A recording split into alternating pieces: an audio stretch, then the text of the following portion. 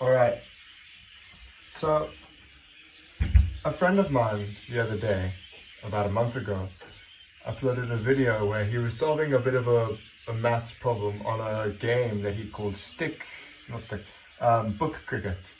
To explain what book cricket is, I have my trusty Discrete Mathematics with Applications book to help. What you do is you take a book, you open it on a random page. Looks like I got these two pages, and let me bring this up to the camera.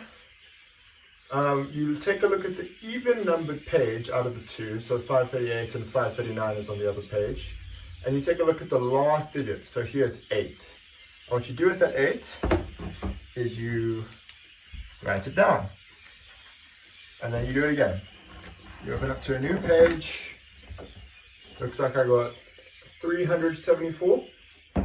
So I take the last digit of that 374, which is 4, and I write it down. Next, you just keep playing. Do it again. 674, I got a 4, and I'll call it quits now and force myself to lose. Page 360.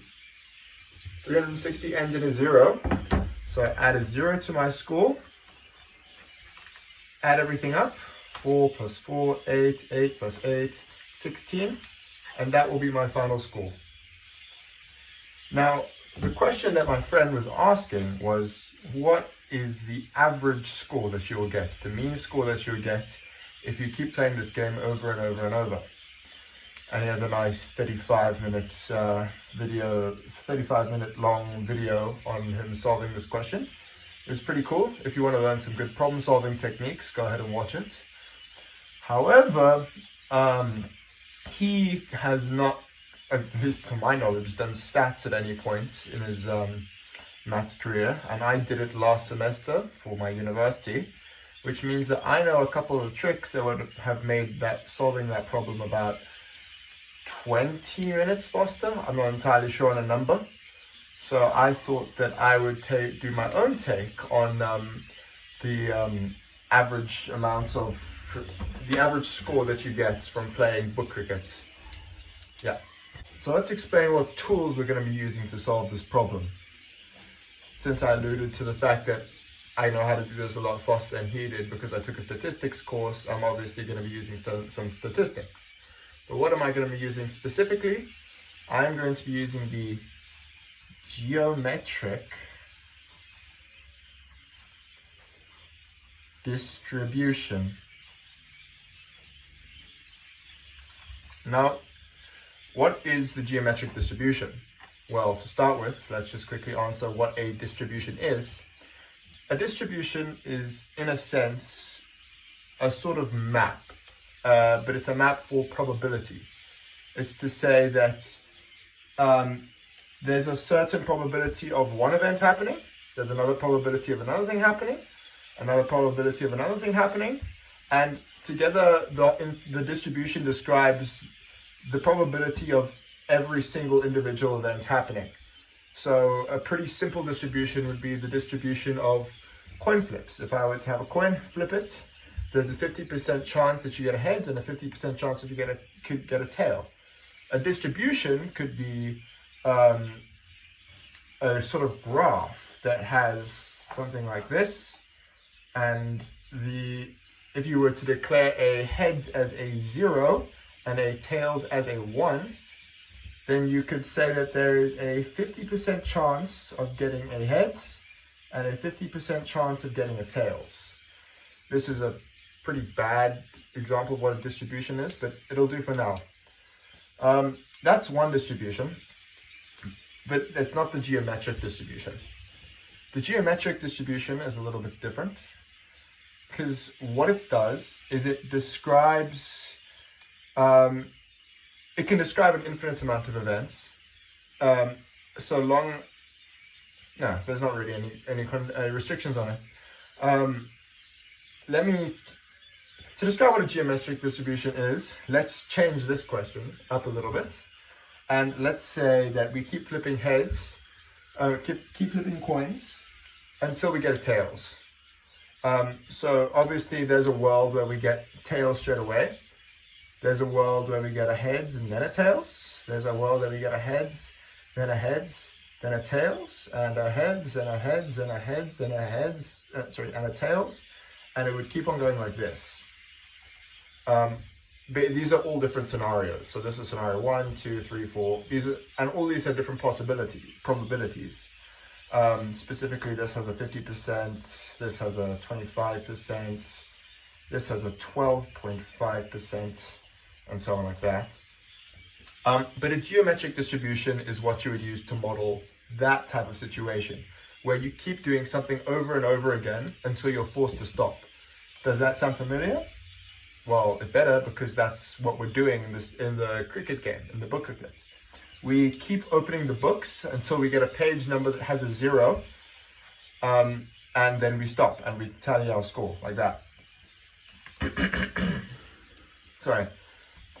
So that's why we're going to be using the geometric distribution first. The second and pretty much the only other tool that we're going to be using to solve this problem is the concept of the expected value.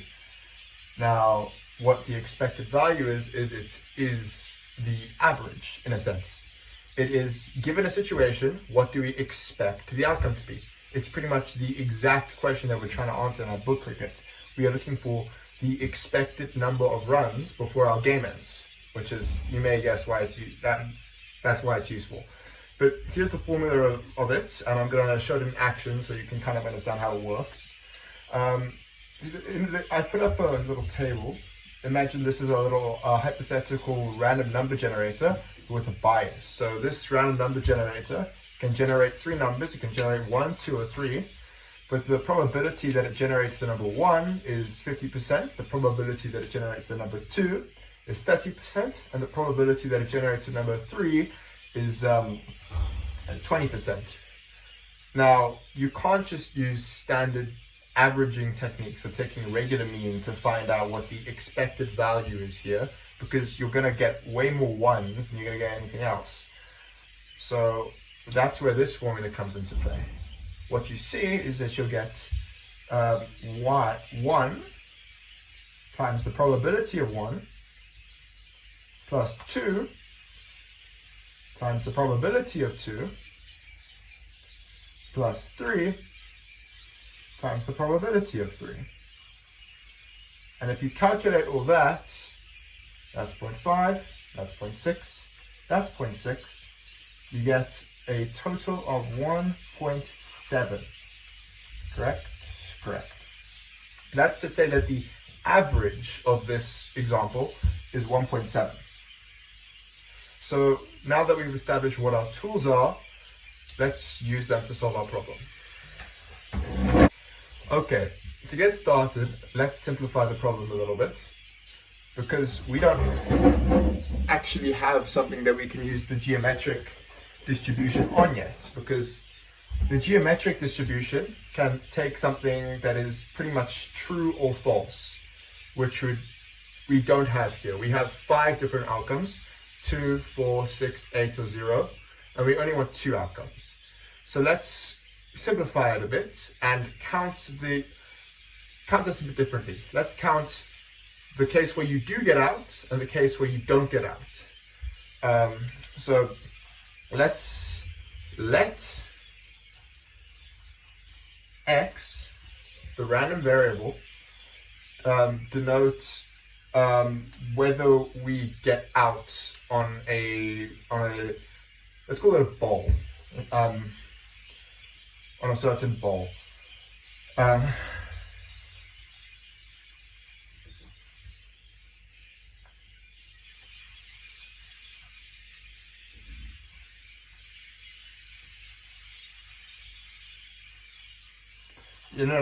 Let's denote it like this: the number of balls before, and the before here is going to be important, before we get out. So now we're getting a lot closer to using something like the geometric distribution, because now we have a situation where we can either, on a given ball, stay in or get out.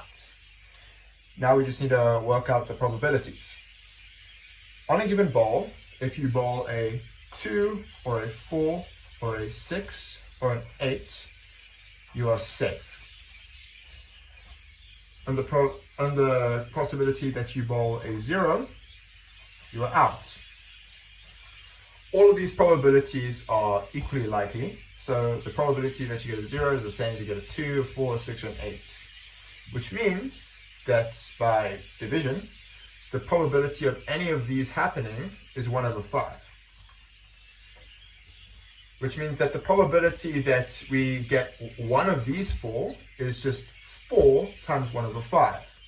Which means that the probability of let's not use this notation. The probability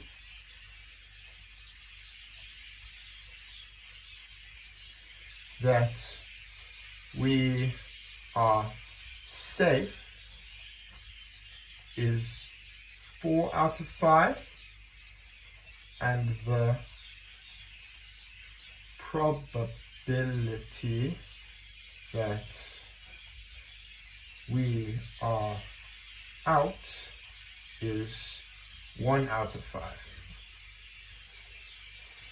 Now, to be precise, we're going to call P as 4 over 5 is this probability that we are safe. Then 1 minus P will be the probability that we are out, because it's the probability that we are not safe. This is going to equal to 1 over 5.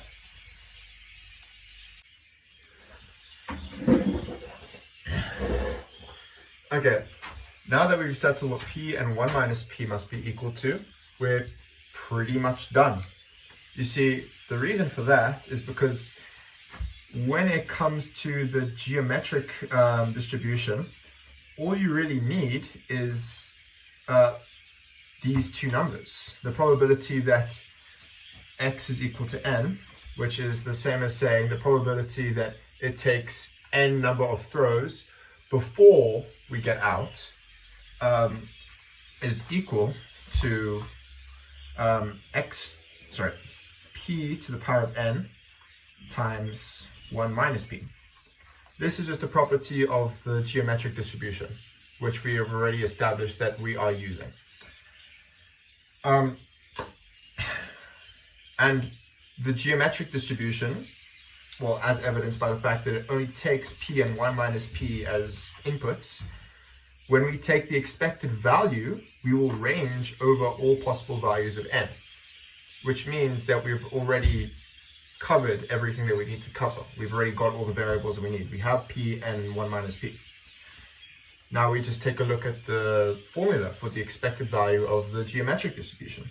Okay, with that in mind, that the probability of x is equal to n is equal to p to the power of n times 1 minus p, we are ready to calculate the expected value of x, which I was going to do off camera, but let's just do it on camera. So going by the previous definition, this is going to be equal to the sum of all, and we'll use n as the index this time. N is equal to 1 going up into infinity of xn times the probability that x is equal to n.